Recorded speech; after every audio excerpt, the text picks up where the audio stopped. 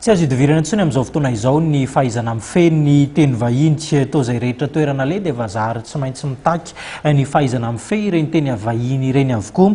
Raha ny zava-mitranga eo anivon'ny American Club dia namoaka andiana mpianatra matianina mahafehy izany teny vahiny izany izy ireo ny maraina teo. Tatim-baovao. Isan'ny manana anjarana toerana lehibe amin'ny fidirana amin'ny sehatry ny asa ny fahaizana amin'ny teny frantsay fa efa tsy latsa-danja amin'izany ny teny anglisy.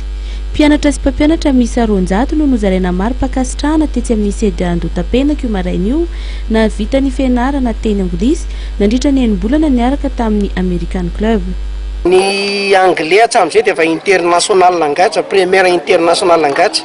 Fa tsika moa zana tamin'ny frantsay dia misy ny olona mieritreritra hoe ny frantsay no première langue internationale fa ny anglais foana ny première langue internationale.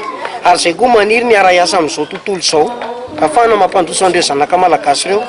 Reo anie misy ankizy manam-pahaizana mampalahelo zany dia izao vao afaka baka le ankizy dia mijanona tsy mianatra. Misy ankizy amin'ireo zao avy any ambanivohitra ampiakariny ray aman-dreny ity mianatra. Misy azany amin'izany Antsahafilo, Ambopionana, misy avy Ameritsa Tosika. Tonga aty daholo vao manabaka le ankizy dia mijanona dia tsy hita izay ale verina ahitana angady.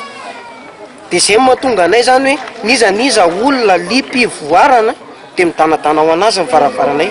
Notolorana maro mpakasitrahana ihany koa noho ny fiara-miasa niaraka tamin'ny American Club ny filompanorona ny afary malagasy.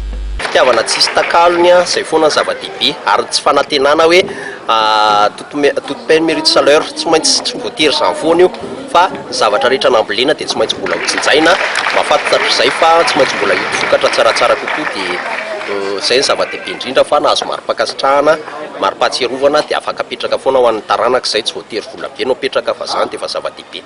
Tsy mijanona amin'ny fampianarana andreo ankizy ihany no tanjon'ny fikambanana sy ny hanome asa sy hikaroka asa azy ireo. Ao anatin'izany ny fanaovana gidy na ny fitarihana mpizahatany.